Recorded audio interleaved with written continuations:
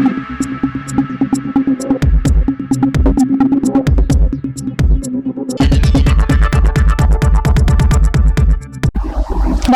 সময় বাংলা সংবাদে আপনাদের স্বাগত। আপনাদের সাথে আমি প্রীতি।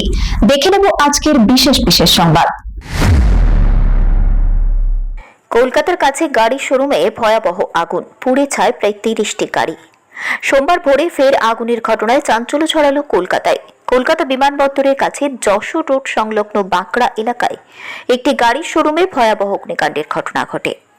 আগুনের খবর পেয়ে ঘটনাস্থলে পৌঁছয় দমকল বাহিনী। প্রথমে 5টি ইঞ্জিন ঘটনাস্থলে পৌঁছে আগুন নিয়ন্ত্রণে আনার কাজ শুরু করে।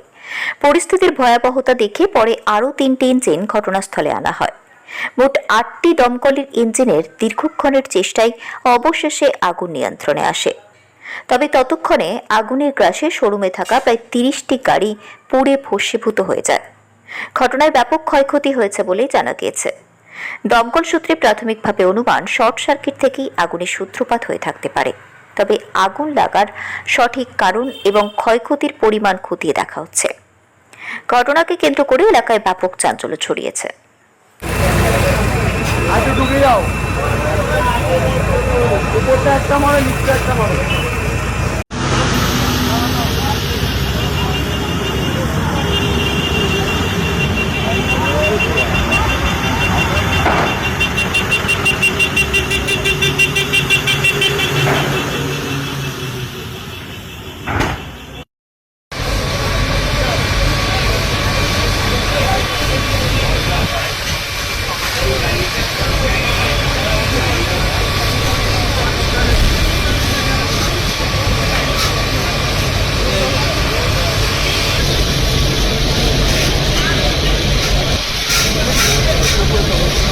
গাড়ি সার্ভিসটা না খুব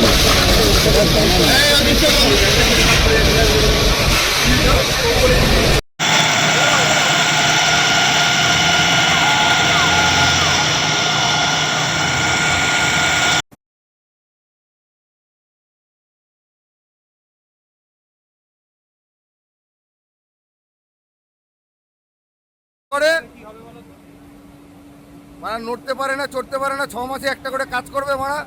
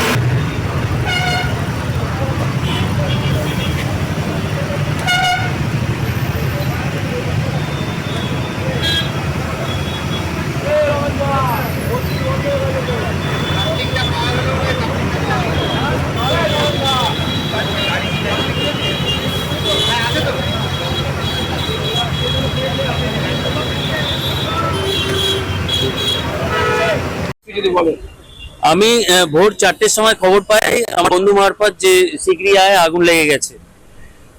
তখন আমি দৌড়ে আসি আমার গাড়িটা যাতে বের করে নিয়ে যাওয়া যায়। আমি আমার গাড়ি তখন এসে দেখি আমি 10 ফুট আগে মানে আসতে পারছি না, কেননা আমার গাড়িতে সামনেরটা পোর্শন আগুন লেগে গেছে। তখন ফায়ার ব্রিগেড এসে একটা গাড়ি নিয়ে ফায়ার ব্রিগেড এসেছিল। তখন ওইদিকে যেহেতু ফোর্ড বড় কোম্পানি, ওইদিকে ওরা আগুন নেভাচ্ছিল। আমার গাড়ি তখন ধরেছে। তখন আমি ওদের বললাম শীঘ্রই আমার গাড়িতে আগে দিন, যদি বাঁচানো যায়। ওরা এলো, কিন্তু আমার গাড়ি বাঁচেনি, আমার গাড়ি পুরো শেষ। হ্যাঁ, এবারে কিভাবে যে লাগলো আমি জানি না। মানে কিন্তু আমার গাড়িটা শেষ হয়ে গেল, পুরো নতুন গাড়ি। আর এটা কমার্শিয়াল গাড়ি, যেহেতু আমার একটা কোম্পানিতে চলে, সেটাইও আমার মানে বিভৎস অবস্থা। জানি না কিভাবে আমার পূরণ হবে, কিন্তু খুবই খারাপ অবস্থা। সমর্থ।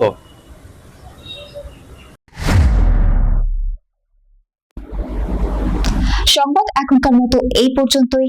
সঙ্গে থাকুন, দেখতে থাকুন সময় বাংলা।